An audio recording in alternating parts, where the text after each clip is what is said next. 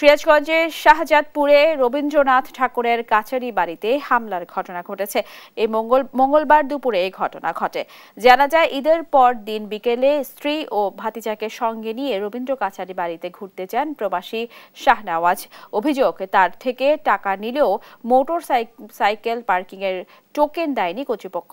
এ নিয়ে শাহনেওয়াজের সঙ্গে কর্মচারীদের কথা কাটাকাটি হয়। এক পর্যায়ে হাতাহাতি ও শাহনেওয়াজের আটকে রাখার অভিযোগ ওঠে।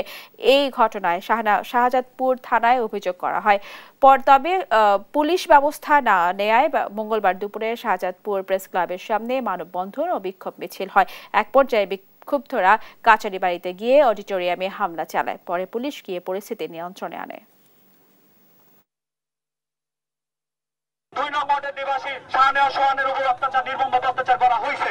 আপনারা সকলে সেটা অবগত এবং সেই অত্যাচারে কোনো বিচার হয় নাই। এই বিচারের আমরা সবাই সুষ্ঠু বিচার দাবি করতেছি।